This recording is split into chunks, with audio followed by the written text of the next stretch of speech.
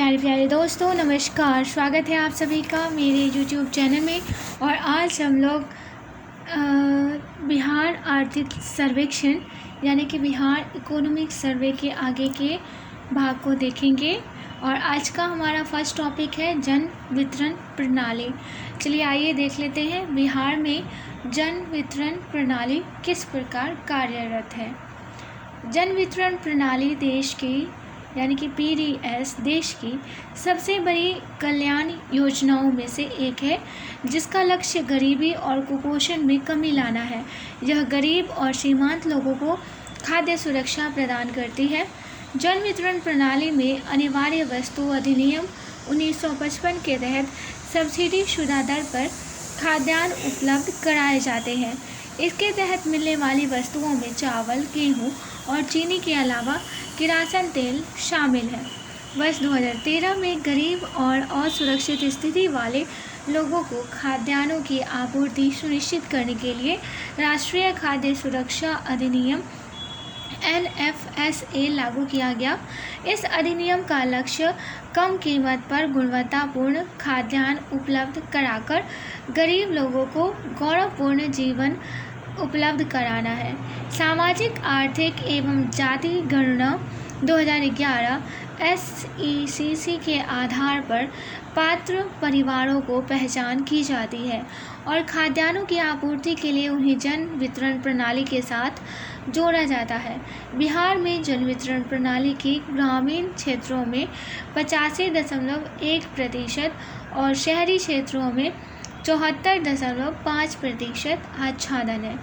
तालिका 8.6 में 2017 से 2020 तक के लिए जन वितरण प्रणाली की दुकानों की संख्या और सामाजिक श्रेणी के अनुसार जन वितरण प्रणाली के दुकानदारों का वितरण प्रस्तुत किया गया है।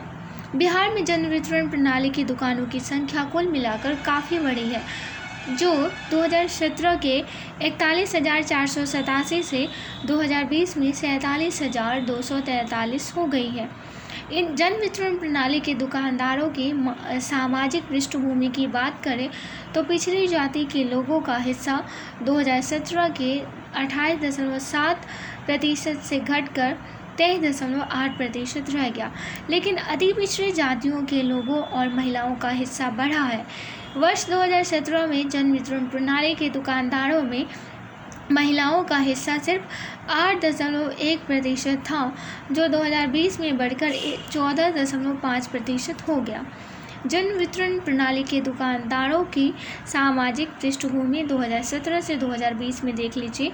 अनुसूचित जाति, अनुसूचित जनजाति, पिछड़ी जाति, अति पिछड़ी जाति, अल्पसंख्यक, महिला, स्वयं सहायता समूह, महिला एवं अन्य, सहकारी समिति, हेल्पर समिति, पैक्स और पूर्व सैनिक, निःशक्त, सामान्य जाति योगफल दिया गया। स्रोत है खाद्य एवं उपभोक्ता संरक्षण विभाग, बिहार सरकार द्वारा।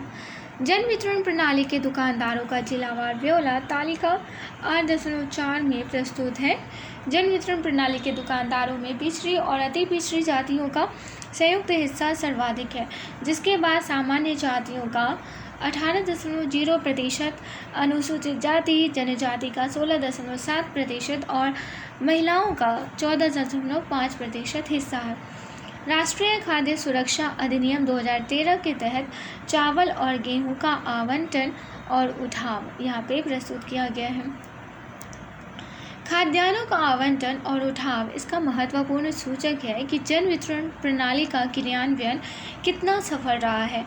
तालिका 8.7 में 2014 से 15 से 2019 से 20 तक के लिए चावल और गेहूं का आवंटन और उठाव के आंकड़े प्रस्तुत हैं। इस अवधि में उठाव का प्रतिशत हमेशा ही कुल आवंटन के 95% से अधिक रहा है।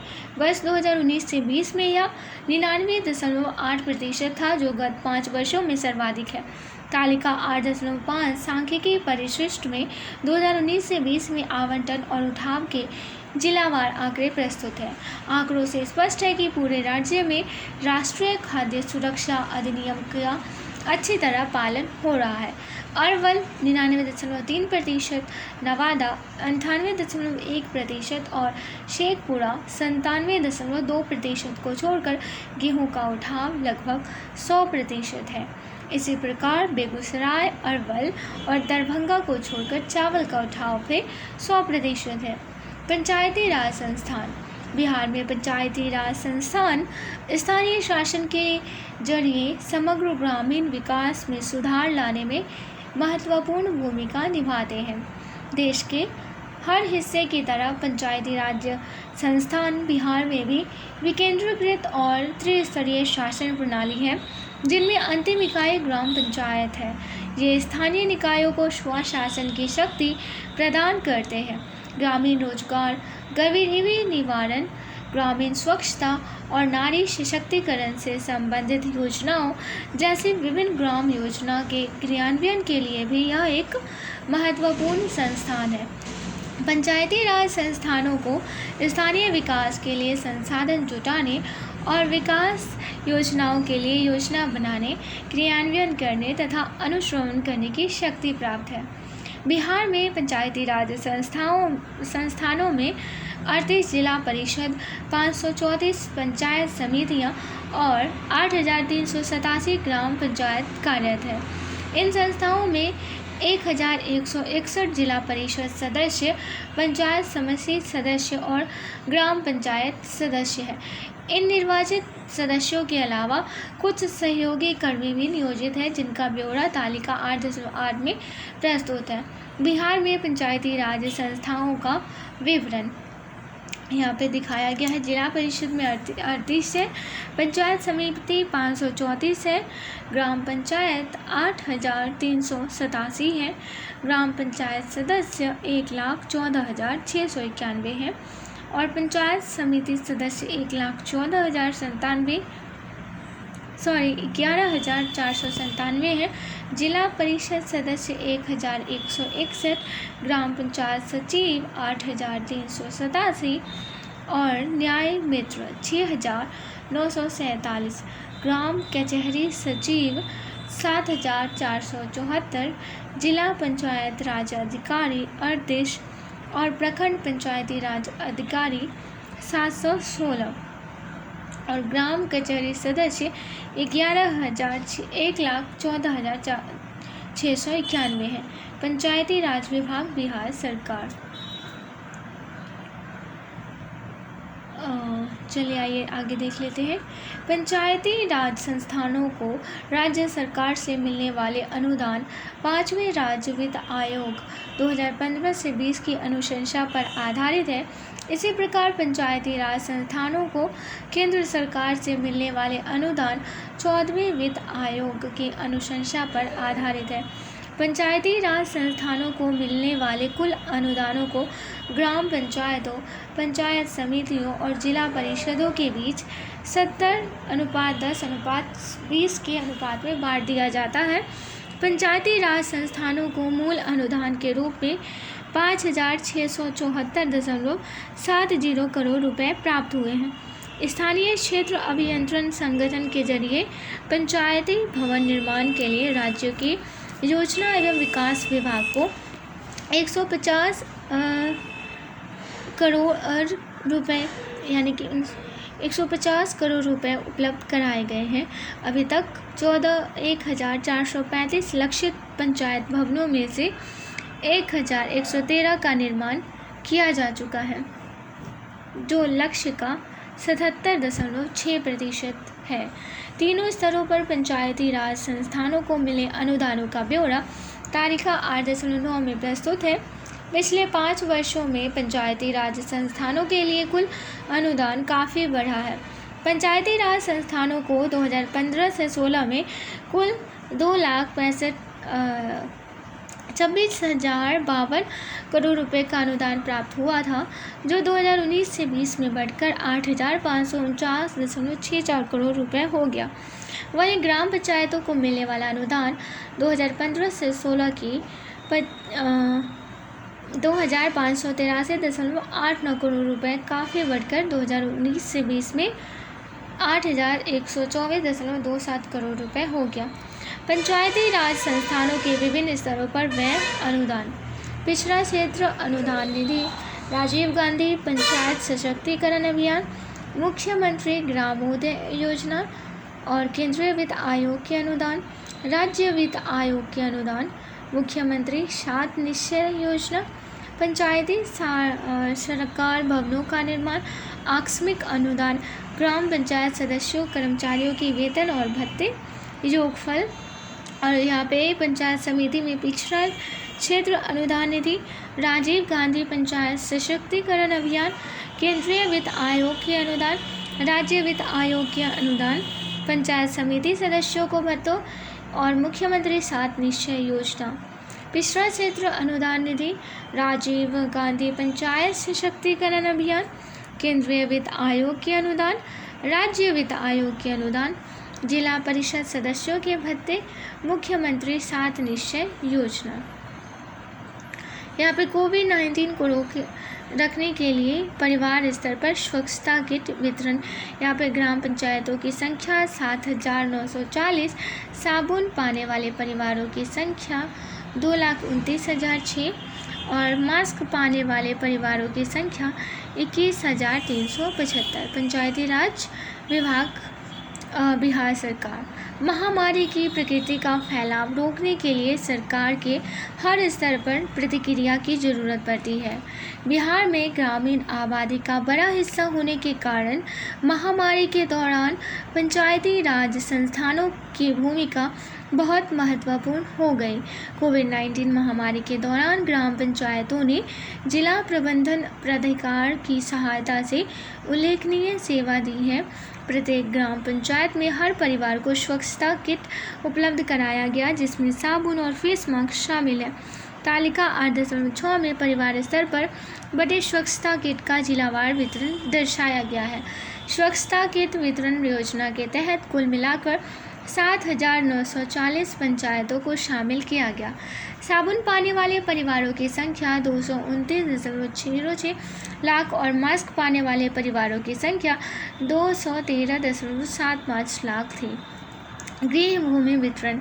जरूरतमंद और पात्र भूमिहीन परिवारों के लिए गृह भूमि का वितरण और प्रबंधन राजस्व एवं भूमि सुधार विभाग के महत्वपूर्ण दायित्वों में से एक है। उचित आवास बिहार के गरीब लोगों के लिए एक महत्वपूर्ण ज़रूरत है। राज्य में ऐसे अनेक गरीब परिवार हैं जो न तो इंदिरा आवास योजना के पात्र हैं और न ही केंद्र सरकार द्वारा प्रायोजित ऐसी किसी अन्य योजना के, क्योंकि उनके पास घर बनाने के लिए अपनी ज़मीन नहीं है। इस समस्या के निराकरण के लिए राज्य सरकार पिछड़ी जाति 2, अनुसूचित जाति, अनुसूचित जनजाति या महादलित समुदाय के गरीब परिवारों को अभियान बसेरा के तहत बासगेत ज़मीन उपलब्ध करा रही है। पात्र परिवारों को बासगेत ज़मीन देने के लिए इस योजना का शुरुआत 2015 से 16 में हुई थी। योजना के तहत घर बनाने के लिए प्रत्येक परिवार को 5 डिसमिल ज़मीन देने का प्रावधान है। सभी भूमिहीन परिवारों का सर्वेक्षण करने के बाद किसी व्यक्ति को बिहार विशेषाधिकृत व्यक्ति गृह भूमि धारण अधिकार अधिनियम 1947 के तहत उस ज़मीन का पर्चा दिया जाता है जिस पर उसने घर बनाया है और उसमें वह कम से कम 1 साल से रह रहा हो। पर्चा उसे उस ज़मीन पर स्थायी अधिकार की स्वीकृति देता है। यह ज़मीन उसे ज़मीन मालिक द्वारा दी गई भी हो सकती है। अभियान बसेरा के तहत पात्र परिवारों को घर बनाने के लिए गैर मजरूआ मालिक खास और गैर मजरूआ आम ज़मीन भी उपलब्ध कराई जाती है। गैर मजरूआ मालिक खास और गैर मजरूआ आम ज़मीन नहीं होने पर रैयती ज़मीन क्रय नीति 2011 के जरिए बासगेत ज़मीन उपलब्ध कराई जाती है। अभी तक कुल 1,29,883 परिवारों का सर्वेक्षण किया गया है और उनमें से 92,433 परिवारों को बासगेत ज़मीन उपलब्ध कराई गई है। शेष 37,450 परिवारों को 2020 से 21 तक बासगेत ज़मीन उपलब्ध करा देने का लक्ष्य है। अभियान बसेरा के तहत तबकावार पात्र और लाभान्वित परिवार यहाँ पे देख सकते हैं। पिछड़ी जाति 1 में कुल सर्वेक्षित परिवार 2,26,000 1081, लाभान्वित परिवार 1,68,833 और यहाँ पे 74.2% लोगों को लाभान्वित किया गया है। पिछड़ी जाति 2 में भी 67.4% को और अनुसूचित जाति में 66.6%, अनुसूचित जनजाति में 68.3%, महादलित में 72.0%, योगफल है 71.2% को मिल गया है। पिछड़ी जाति के लिए गृह भूमि योजना, इस योजना के तहत 2020-21 में कुल 77.0 लाख रुपए के लिए स्वीकृति प्रदान की गई है। जिला प्रशासन के वितरण के लिए आवेदन आमंत्रित किए हैं और इस योजना के तहत मांग पर जिलों को धनराशि विमुक्त की जाएगी।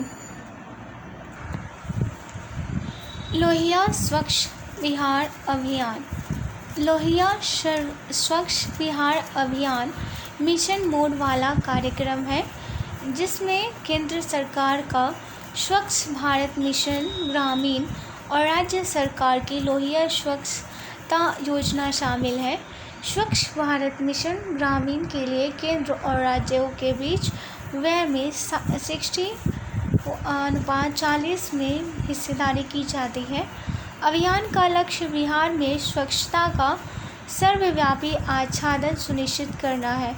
यह कार्यक्रम लोगों की सक्रिय भागीदारी के जरिए और व्यवहार परिवर्तन संवाद पर ध्यान केंद्रित करके बिहार को खुले में शौच से मुक्त बनाने के लिए कृत संकल्प है। वर्ष 2016 में कार्यक्रम का क्रियान्वयन लोक स्वास्थ्य अभियंत्रण विभाग से ग्रामीण विकास विभाग को हस्तांतरित कर दिया गया था। प्रखंड स्तर पर अभियान के क्रियान्वयन के लिए प्रखंड विकास अधिकारियों को जिम्मेवार बनाया गया है। अभियान की एक रणनीति व्यवहार परिवर्तन के जरिए लाभार्थी के नेतृत्व वाले और मांग आधारित मॉडल को सुनिश्चित करना है। अभियान के तहत व्यवहार परिवर्तन को बढ़ावा देने के लिए जीविका के स्वयं सहायता समूह आधार का उपयोग किया जाएगा। अभियान के लिए समुदाय के नेतृत्व में पूर्ण स्वच्छता को व्यवहार परिवर्तन के अनिवार्य साधन के बतौर सामने लाया गया है। इस कार्यक्रम के तहत अंतर विभागीय कंजरवेंस बैठकों, जिला स्तरीय कार्यशालाओं और समीक्षाओं, प्रखंड विकास अधिकारियों को आवासीय प्रशिक्षणों, प्रवीण प्रशिक्षकों और स्वच्छता ग्रहियों को समुदाय के नेतृत्व में पूर्ण स्वच्छता के प्रशिक्षणों और राजमिस्त्रियों को बड़े पैमाने पर प्रशिक्षणों के जरिए सभी हितधारकों के क्षमता निर्माण पर ध्यान केंद्रित किया गया है। पूर्ण पारदर्शिता सुनिश्चित करने के लिए अभियान के तहत अनेक प्रौद्योगिकीय हस्तक्षेप, सार्वजनिक वित्तीय प्रबंधन प्रणाली, प्रत्यक्ष लाभांतरण के लिए अभिभावक बच्चा लेखाकरण प्रणाली तथा नीति का क्रियान्वयन और व्यय विवरणों पर वेबसाइट प्रोत्साहन राशि के भुगतान के प्रमाणन के लिए जियो टैगिंग किए गए हैं। सामान्यतः सार्वजनिक वित्तीय प्रबंधन प्रणाली कार्यक्रम में निम्नलिखित गतिविधियां पूरी हो गई है। स्वच्छ भारत मिशन का निबंधन राज्य, जिला और प्रखंड स्तर पर, अभिकरणों का निर्माण, योजना के लेखों को संबंधित अभिकरणों से जोड़ना तथा तकनीकी प्रतिमानों का निबंधन।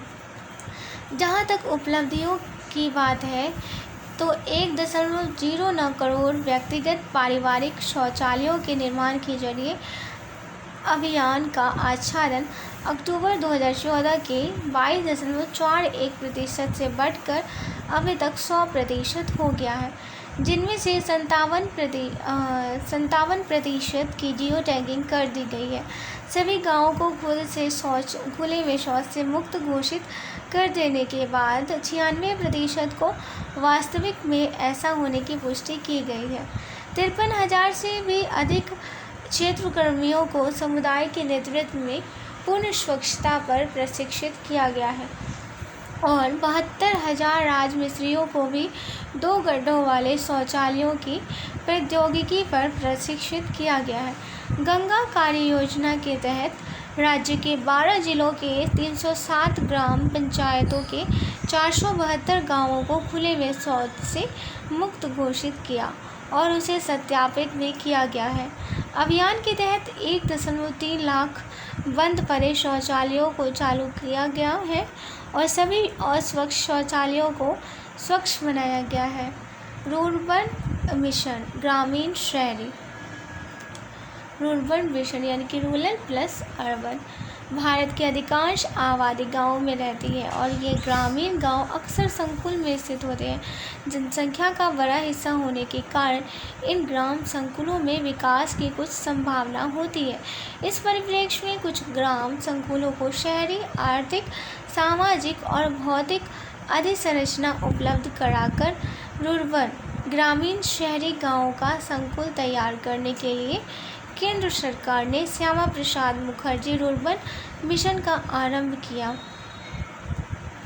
इस मिशन का मुख्य लक्ष्य स्थानीय आर्थिक गतिविधियों को प्रेरित करना, बुनियादी सेवाएं निर्मित करना और रूर्बन संकुल विकसित करना है। इस कार्यक्रम के लिए शहरी संकुल को भौतिक रूप से सटे गांवों के ऐसे संकुल के बतौर परिभाषित किया गया है जिनकी कुल आबादी मैदानी समुद्र तटीय क्षेत्रों में 25 से 50 हज़ार और मरुस्थलीय पहाड़ी या जनजातीय क्षेत्रों में 5 से 15 हज़ार हो। क्षेत्र के विकास की संभावना और स्थानीय संसाधनों की उपलब्धता को ध्यान में रखकर रूर्बन संकुलों का चुनाव राज्य द्वारा कर लिया गया है। रूर्बन मिशन के 21 अभिष्ट घटक हैं। 24 घंटे पाइप से जलापूर्ति, गाँव के बीच पथ संपर्क, पर्यटन को बढ़ावा, गांव में स्ट्रीट लाइट, सार्वजनिक परिवहन, स्वस्थ रोजगार और स्वयं सहायता समूह निर्माण, LPG कनेक्शन, स्वच्छता, ग्रामीण आवास, ठोस और तरल अपशिष्ट प्रबंधन, कौशल विकास प्रशिक्षण, सामाजिक अधिसंरचना, नाली की सुविधा, कृषि सेवाएं और प्रसंस्करण, खेल अधिसंरचना, डिजिटल साक्षरता, शिक्षा, सामाजिक कल्याण और नागरिक सेवा केंद्र आदि सम्मिलित है। इस सारे पॉइंट को एक बार फिर से आप लोग रिपीट कीजिएगा ताकि आप लोगों को अच्छे समझ में आ जाए जो गांव का किस प्रकार से डेवलप किया जा सकता है। यानी कि 24 घंटे पाइप से जलापूर्ति करके, गांव के बीच पथ संपर्क बना के, पर्यावरण में स्वच्छता लाकर पर्यटन को बढ़ावा दिया जाएगा, गांव में स्ट्रीट लाइट लगा दिया जाए, सार्वजनिक परिवहन को बढ़ावा मिले, स्वस्थ रोजगार और स्वयं सहायता समूह का निर्माण, LPG कनेक्शन हो, स्वच्छता, ग्रामीण आवास और ठोस और तरल अपशिष्ट प्रबंधन, कौशल विकास प्रशिक्षण, सामाजिक अधिसंरचना, नाली की सुविधा, कृषि सेवाएं और प्रसंस्करण, खेल अधिसंरचना, डिजिटल साक्षरता, शिक्षा, सामाजिक कल्याण और नागरिक सेवा केंद्र। रूर्बन मिशन के वित्त पोषण के लिए 2 संसाधन हैं। राज्य या केंद्र सरकार द्वारा चलने वाले विभिन्न कार्यक्रमों का रूर्बन मिशन के लिए कन्वर्जेंस करके और गंभीर अंतराल कोष। बिहार में 9 जिलों में और कार्यक्रम के 3 चरणों के लिए 11 संकुल स्वीकृत किए गए हैं। तालिका रूर्बन मिशन की वित्तीय प्रगति के आंकड़े तालिका 8.12 में प्रस्तुत है। बिहार में रूर्बन मिशन पटना में बैरिया और सोहरा, गया में नौरंगा, तनकुप्पा, सहरसा में सोनबरसा और रोहतास में कुचिला, समस्तीपुर में कड़िया, पूर्णिया में खोका, पश्चिम चंपारण में बरबत पसराई और कैमूर में टोरी, लखीसराय में पिपरिया दिया गया है। ग्रामीण विकास विभाग बिहार सरकार से यह आंकड़ा लिया गया है। बिहार में रूर्बन मिशन की प्रगति को दिखाया गया है। यहाँ पे आप लोग देख सकते हैं, डिटेल से दिया गया है। अर्थव्यवस्था पर कोविड-19 का प्रभाव। अर्थव्यवस्था पर हम लोग